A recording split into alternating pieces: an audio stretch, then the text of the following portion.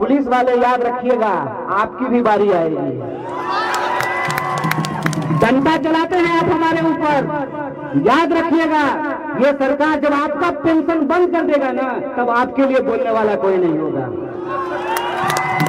ये याद रखिएगा, ये ऐसे लोग हैं जो इस देश के आम आवाम को आपस में लड़ा करके इस देश को बेचना चाहते हैं। इस बात को आप अपने दिमाग में डाल लीजिए कि इस देश के एक एक इंच जमीन को अपने मालिकों के हाथ में गिरवी रख देना चाहते हैं भाजपाई लोग। हमको इंतजार है इस बात का सर, हम आपको बता रहे हैं। अभी पंजाब हरियाणा का लोग हमको मैसेज करके बोलता है कि सर गलती हो गया। भाजपाई रोते रोते मेरे पास आएगा, कहेगा सर गलती हो गया, आपका बात नहीं समझे थे। हम इंतजार कर रहे हैं उस दिन का, आपको हम बता देते हैं। हमको मोदी जी से कोई दुश्मनी है क्या? हमको इतना फुर्सत है? माए बाप इसीलिए हमको पढ़ाया लिखाया, माए बाप हमको इसीलिए पीएचडी कराया कि हम प्रधानमंत्री से दुश्मनी पालते चले। हमको इतना फुर्सत है कि हम अमित शाह से इतना दुश्मनी करें। अमित शाह के बेटा को देखे हैं कैसा लगता है? नहीं, मेढक मत बोलिए। किसी भी इंसान के ऊपर व्यक्तिगत टिप्पणी नहीं करनी चाहिए। कभी उसको कोई मेढक कह देता है, कभी सुअर बोल देता है। एक बात हमको बताइए, अरे हमारे पिताजी गृह मंत्री थोड़ी हैं कि हम बीसीसीआई का सेक्रेटरी बन जाएंगे। जया साहब के पप्पा देश के गृह मंत्री हैं, तो वो बीसीसीआई के सेक्रेटरी बन गए। हम तो गरीब घर में पैदा हुए हैं, हम तो पढ़ाई लिखाई करेंगे, नौकरी करेंगे, नेतागिरी करने का फुर्सत है हमको? प्रधानमंत्री जी से कोई व्यक्तिगत दुश्मनी नहीं है। दिक्कत यह है कि हम आपके टैक्स के पैसे से इस बात को पढ़ लिख करके समझ गए कि ये आदमी देश का चौकीदार नहीं है, ये आमदनी का दरबार है। इस बात को हम समझ गए कि ये जब भी कहता है देश नहीं झुकने दूंगा, हम समझ जाते हैं कि देश को बेचने का नया तैयारी शुरू कर दिया है। एक बात हमको सोच करके बताइए, कहते हैं कि किसानों की भलाई के लिए कानून लाए हैं। आए बाप, कैसा भलाई है कि किसान कह रहा है नहीं बाबूजी हमको ही भलाई नहीं चाहिए, माए बाप अपना भलाई अपने पास रख लीजिए। आई जबरदस्ती कर रहे हैं, हम आपका भलाई करवे करेंगे। थोड़ा मामला समझ लीजिए कि क्या है। कहते हैं कि विपक्ष का नेता लोग भड़का दिया किसान को। भारी बुड़बक आदमी है जी। विपक्ष का नेता अगर जनता को भड़का सकता तो बोलिए आपका वोट लेकर के प्रधानमंत्री नहीं बन जाते हैं? विपक्ष के नेता का बात कौन सुनता है? बात तो लोग मोदी जी का सुनता है। कभी मन का करते हैं, कभी दिल का करते हैं, कभी आसमान का, कभी पताल का। देश तो प्रधानमंत्री को सुनता है। चापलूसी करते करते कोई पत्रकार इतना दूर निकल जाता है कि देश का सबसे लोकप्रिय नेता नहीं बोलता है, विश्व का सबसे लोकप्रिय नेता बोलता है। अरे ठीक है, विश्व के सबसे लोकप्रिय नेता जब इस देश के प्रधानमंत्री हो तो वो अगर एक बात आकर के बोलेंगे और नहीं बोलेंगे तो रो देंगे। जनता तुरंत उनकी बात को समझ जाएगी। एक सवाल जो वो बोल रहे हैं बार बार कि किसान नहीं समझ रहे हैं, तो आप समझा दीजिए। आप अपने कृषि मंत्री को नहीं समझा पा रहे हैं और कह रहे हैं कि देश के किसान नहीं समझ रहे हैं। जब कोई भाजपाई आपको पान के दुकान पर मिले और आपको कहे कि कृषि कानून बहुत अच्छा है, तो कहिए हाँ अफसोस इस बात का है कि आपका कृषि मंत्री नहीं समझ पाई थी। याद है कि नहीं है? कृषि मंत्री इस्तीफा दे चुकी है। जब ये कृषि कानून आया तो इसके विरोध में वो एनडीए की कृषि मंत्री थी, कांग्रेस की कृषि मंत्री नहीं थी, वो इस्तीफा देती है। याद है कि नहीं है? शॉर्ट टर्म मेमोरी लॉस नहीं हुआ है ना? तो याद कर लीजिए, हम लोग देश के किसानों को नहीं भड़का रहे हैं सिपाही जी। दरोगा जी आप भी सुन लीजिए, देश के कृषि मंत्री ने कृषि कानून के विरोध में इस्तीफा दे दिया। बोलिए क्यों? क्या उनको भी समझ में नहीं आया? कानून जब लिख रहे थे तो कृषि मंत्री को कान में भुट्टी ठीक से नहीं पिलाए थे, क्यों इस्तीफा दे दिए? दूसरा बात जो बहुत जरूरी है, ये कहते हैं कि ये कानून हम इसलिए ला रहे हैं ताकि किसानों की भलाई हो, उनकी आमदनी दुगुनी हो। तो उस संबंध में मैं एक बात आपको बता देता हूं। बिहार में 2006 में मंडी समाप्त कर दिया गया। क्या बोल करके कि मंडी समाप्त कर देंगे तो किसानों का भलाई हो जाए। आप लोग किसान हैं ना? 2006 में मंडी समाप्त हो गया, आपका भलाई हुआ। इसका मतलब यह जो सरकार कह रही है कि मंडी समाप्त कर देने से किसानों की भलाई हो जाएगी, तो आपको लगता है कि भलाई होगी? तो फिर कानून लाया क्यों गया है, ये तो समझना पड़ेगा ना। आखिर आनन फानन में ये 3 कृषि कानून इस देश में क्यों लाए गए हैं, इसका कुछ कारण हम लोगों को समझना पड़ेगा। पहला बात तो ये, जो दुकान के बाहर बड़का बड़का बोर्ड लगा होता है सेल सेल सेल, तो बुतरू लेकर के जो बच्चा लेकर के जो माँ बाप जाते हैं बाजार, तो सेल लिखा हुआ दुकान में सबसे पहले घुस जाते हैं। तो वहां देखिएगा लिखा रहेगा 50% free, up to 50%। Up to 50% का मतलब क्या होता है? 50% तक।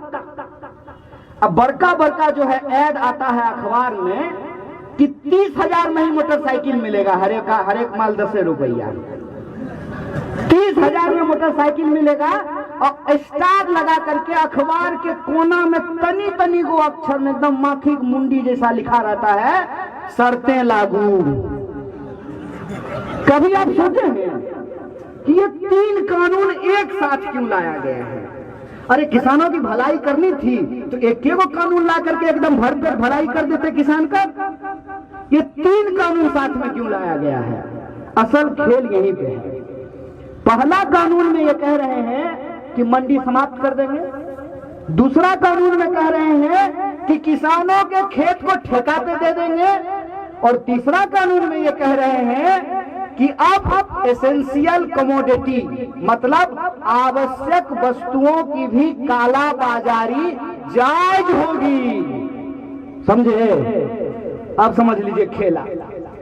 पहला में कह रहे हैं कि मंडी समाप्त हो जाएगी, मतलब एमएसपी की गारंटी करना सरकार की जिम्मेवारी नहीं है। प्रधानमंत्री जी आए, वहां समेट करके पार्लियामेंट में बोले एमएसपी था, है और रहेगा। हे गुरुदेव लिख दीजिए एक लाइन कानून में, क्या दिक्कत है? एक लाइन कानून में लिख देने में क्या दिक्कत है? प्रधानमंत्री जी के शब्दों में कि एमएसपी था, है और रहेगा, क्यों नहीं लिख रहे हैं? यहीं पे खेल है। खेल ये है कि मिनिमम सपोर्ट प्राइस है, ये मिनिमम सेलिंग प्राइस नहीं है। जूता के दुकान में जब आप जाते हैं तो आप जूता का दाम तय करते हैं कि दुकानदार तय करता है?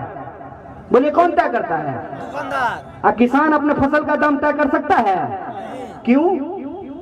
टमाटर आप अपने खेत से तोड़ लीजिएगा। हम फैशनेबल के सामने हैं गुरु, हम किस खेती किसानी देखे हैं। टमाटर आप अपने खेत से तोड़ लीजिएगा, बाजार लेकर के जाइएगा, बाजार में जो आपको कीमत मिलेगा उसी कीमत पे आप बेच करके लाइएगा। आपके पास कोई उपाय है? टमाटर को कितना दिन आप घर में रख सकते हैं? टमाटर जो है काला धन तो नहीं है कि उसको गद्दा के नीचे रख देंगे 4-5 साल के लिए, नहीं रख सकते हैं ना। तो टमाटर का दाम हम नहीं तय करेंगे। टमाटर का दाम कौन तय करेगा? खरीदने वाला तय करेगा। इसीलिए सरकार ने यह कानून बनाया था जिसके बारे में पूर्व कृषि मंत्री आपको बता रहे थे कि मिनिमम सपोर्ट प्राइस तय किया गया कि जिसको खरीदना है खरीदे, कोई दिक्कत नहीं है, लेकिन मिनिमम सपोर्ट प्राइस से कम पे खरीद नहीं होगी। इसका क्या मतलब होता है? इसका यह मतलब होता है कि बीएसएनएल अगर रहेगा ना तो जियो जबरदस्ती धनाधन नहीं कर पाएगा। ये समझ लीजिए। अगर सरकारी स्कूल रहेगा तो जबरदस्ती प्राइवेट स्कूल आपके कॉलर को पकड़ करके आपके बेटा से टाई का दाम नहीं वसूल पाएगा। अगर सरकारी रेलवे रहेगा तो जबरदस्ती बस वाला आपके साथ रंगबाजी नहीं कर पाएगा। इस बात को समझिए कि सरकारी चीज का होना क्यों जरूरी होता है। सरकारी चीज का होना इसलिए जरूरी होता है कि सरकारी चीज के दाम के अनुपात में ही प्राइवेट वालों को अपना दाम रखना पड़ता है। अरे जिसके पास पैसा है वो तो किसी प्राइवेट अस्पताल में जाकर इलाज करा सकता है, जिसके पास पैसा है वो तो किसी प्राइवेट स्कूल में जाकर के अपने बच्चों को पढ़ा सकता है, और जिसके पास पैसा है वो अपने घर पे ही चाहे तो जियो का टावर लगवा सकता है। हो सकता है कि नहीं हो सकता है? स्विमिंग पूल अगर हमको पैसा होगा तो हम घर में स्विमिंग पूल बनवा लेंगे, लेकिन आप अगर नदी बेच दीजिएगा और कल को अगर हम भैंस धोने के लिए जाएंगे तो सिपाही जो वहां डंडा लेके खड़ा हो जाएंगे, पहले टैक्स दो तब भैंस धोने देंगे। इस बात को आप समझिए कि पूरा मामला क्या है। मामला यह है कि बीएसएनएल जब बिक गया, बीएसएनएल जब आज नहीं है तो जियो को आज मन है तो 500 रुपया ले रहा है और कल मन होगा तो 5000 रुपया लेगा। आप क्या कर लीजिएगा? इस बात को आप समझिए कि एमएसपी यदि समाप्त हो जाएगी तो कल को अगर वो आपसे 5 रुपये किलो ले लेगा धान तो आप क्या कर लीजिएगा? तो किसानों को उनके फसल की सुरक्षा के लिए एमएसपी की व्यवस्था की गई, और वो भी एमएसपी ऐसा नहीं है कि हर चीज पे एमएसपी मिलता है। केला पे एमएसपी मिलता है क्या? टमाटर पे एमएसपी मिलता है क्या? गोभी पे एमएसपी मिलता है क्या? सरसों पे एमएसपी मिलता है क्या? मात्र 27 फसलों के ऊपर एमएसपी मिलता है, और उसकी भी खरीद का अगर आप हिसाब किताब देखिएगा तो मध्य प्रदेश में इस बार 1,30,00,000 मीट्रिक टन गेहूं की खरीद हुई है। बताइए बिहार में कितना हुआ है? अंदाजा लगाइए, पत्रकार लोग बताइए, ज्ञानी लोग हैं आप लोग, बताइए कितना हुआ है? 5,000 मीट्रिक टन। कितना? 5,000 का है। हमारा गेहूं गोबर है क्या? हमारे गेहूं से आटा नहीं बनेगा? हमारे गेहूं से रोटी नहीं फूलेगा? हमारे गेहूं से बिस्कुट नहीं तैयार होगा? क्यों ऐसा हुआ है? ऐसा इसलिए हुआ है कि हमारे राज्य में एमएसपी की कोई गारंटी नहीं है। इसीलिए पंजाब, हरियाणा और वेस्टर्न यूपी के किसान कह रहे हैं कि आप हमको भी बिहार के किसानों जैसा बना देना चाहते हैं। यह बात तो सच है। इस देश के अंदर सबसे ज्यादा दुर्दशा अगर कहीं के किसानों की है तो वो बिहार के किसानों की है। अपना गेहूं काट लेते हैं तब पंजाब का धान काटने के लिए जाते हैं, या पंजाब का धान काट लेते हैं तब अपना धान काटने के लिए आते हैं। यही सच्चाई है ना। और जो दूसरा कानून है, ये तो पहला एमएसपी वाली बात हो गई, और कोई झंझट नहीं है। प्रधानमंत्री अगर कहते हैं कि एमएसपी था, है और रहेगा तो एक लाइन लगेगा, ज्यादा इंक भी खर्च नहीं होगा। एक लाइन लिखने में कितना देर लगेगा? एक लाइन लिख दें कि एमएसपी से कम पे किसी भी फसल की खरीद नहीं होगी। अगर खरीद होगी तो यह आपराधिक होगा, और जो लोग ये काम करेंगे उनके ऊपर मुकदमा किया जाएगा, उसको जेल में डाला जाएगा। इसको लिखने में कोई दिक्कत है क्या? सरकार क्यों नहीं लिख रही है? सरकार अगर लिखेगी ना तो मार जूता जूता इनका मुंह फुला देगा। कौन कौन कौन मुंह फुलाएगा? और ये जो दिन रात भजन होता है मोदी मोदी, ये भजन बंद हो जाएगा। क्या उस चैनल का मालिक कौन है? उस चैनल का मालिक कौन है? तो सरकार जिसकी करती है दरबानी उसी का है चैनल, और जिसका है चैनल वही आज आने वाले समय में क्या खरीदना चाहता है? आपका खेत, आपका फसल, आपकी किसानी, आपकी खेती, और आपको क्या बनाना चाहता है? आपके ही खेत पर गुलाम। और ये बात मैं क्यों कह रहा हूं? इतवार को कानून पास हुआ है क्या सर? इतवार को कानून पास हुआ है, और जिस दिन कानून पास हुआ है उससे 2 दिन के बाद रिलायंस रिटेल में 50,000 करोड़ का अपना शेयर बेचा है। कितना? क्या को सुनना हुआ? 50,000 करोड़ पे क्या को सुनना हुआ? गिनती कर लीजिएगा। 50,000 करोड़ का शेयर बिका है। किसका? रिलायंस रिटेल का। पूर्णिया में एको रिलायंस रिटेल का दुकान देखे हैं? एगो एडवांस जिला है तब आप। 2 गो लोग कितना है यहाँ पे? 3 गो। और कितना शेयर बिका है? 50,000 करोड़। और कितना फल का दुकानदार है? फल का क्या को रेडी लगता है पूर्णिया में? गिने हैं? है गिनती? क्या गो आलू का दुकान है गिनती? क्या जगह गेहूं मिलता है, गल्ला का दुकान है गिनती? तो आप गरीब से गरीब होते जा रहे हैं और चोरवा अमीर से अमीर होते जा रहा है, और ये हमको समझ में नहीं आए। इसीलिए शाम को टीवी पे बैठ करके एगो टोपी पहन लेगा, एगो तिलक लगा लेगा, मार तलवार निकालेगा टीवी पे, नकली बॉक्सिंग करेगा वहां पे। एक तरफ देश की लूट, देश के किसानों की लूट, देश के मजदूरों की लूट, देश के यूनिवर्सिटीज की लूट, देश के रेलवे की लूट, देश के LIC की लूट, देश के BSNL की लूट। एक तरफ देश की संपत्ति लूटी जा रही है और दूसरी तरफ क्या किया जा रहा है? हिंदू मुसलमान, मंदिर मस्जिद, टीका टोपी दाढ़ी। बताइए, इस देश के लोगों को यह समझना पड़ेगा कि हम गंभीर संकट से गुजर रहे हैं। और संकट सिर्फ ये नहीं है, ये तो सस्ता फोटोकॉपी है। ये जो पार्लियामेंट में बैठा है, कभी रोता है कभी हंसता है, ऐसा लग रहा है जैसे अल्लाह उदल का डांस चल रहा हो। ये तो सस्ता फोटोकॉपी है। असल चुनौती इस देश के सामने ये है कि एक तरफ अमेरिका चाहता है इस देश के बाजार को कब्जा कर लेना, दूसरी तरफ चाइना चाहता है इस देश के बाजार को कब्जा कर लेना। आप बताइए, 135 करोड़ का यह देश, जहां महात्मा गांधी, फणीश्वरनाथ रेणु, नक्षत्र मालाकार, कर्पूरी ठाकुर जैसे लोग पैदा हुए, यह महान धरती है भारत भूमि जो अपनी आजादी को सेलिब्रेट करता है। एक तरफ उस देश के 135 करोड़ लोग हैं, उनकी आजादी का सवाल है, दूसरी तरफ ये लुटेरे और बेईमान इस देश को कब्जा कर लेना चाहते हैं। इसीलिए मैं ये कहता हूं कि ये लड़ाई सीधे तौर पर देश बचाने वालों और देश बेचने वालों के बीच में है। आप क्या कर लीजिए कि आप किसके साथ खड़े हैं।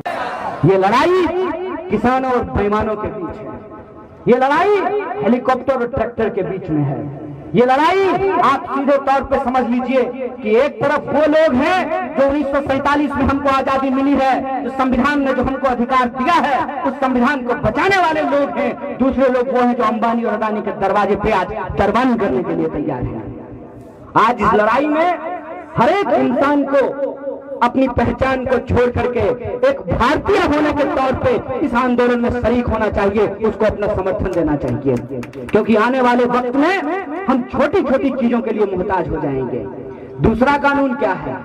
दूसरा कानून है एसेंशियल कमोडिटी एक्ट। क्या कहता है essential commodity act? Essential commodity act कहता है कि जितना मन करे उतना काला बाजारी कर लो।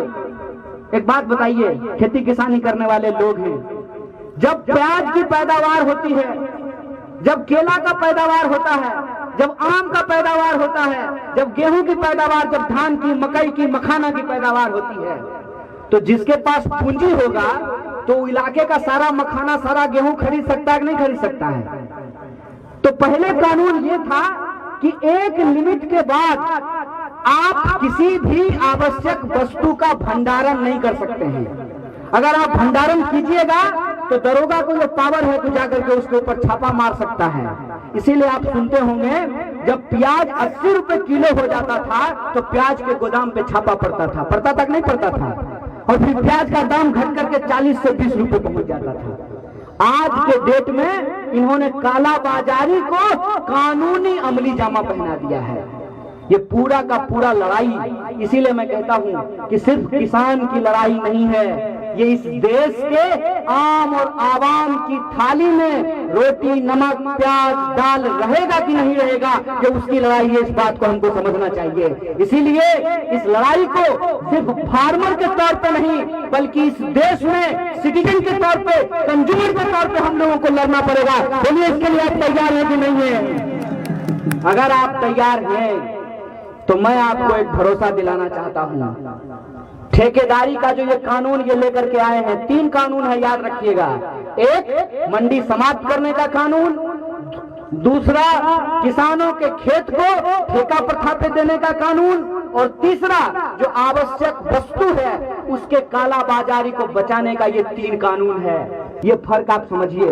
यह जो ठेकेदारी का कानून है, जिस कंपनी के साथ आप करार कीजिएगा, मान लीजिए आप खस की खेती शुरू करते हैं, आप पिपरमेंट की खेती शुरू करते हैं, आप स्ट्रॉबेरी की खेती शुरू करते हैं, तो वो कंपनी ये बता करके कि आपका प्रोडक्ट जो है वो हमारे स्टैंडर्ड के हिसाब से नहीं है, आपका प्रोडक्ट हमारे स्टैंडर्ड के हिसाब से नहीं है और आपका सामान नहीं लेगा, तो आप बोलिए आप किसके पास बेचने के लिए जाएंगे?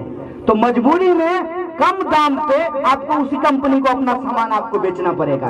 उस नील की खेती के खिलाफ, उस ठेकेदारी के खिलाफ गांधी जी ने अलख जगाया था और उस आंदोलन का नतीजा देखिए कि 47 आते आते अंग्रेजों को भारत छोड़ करके जाना पड़ा।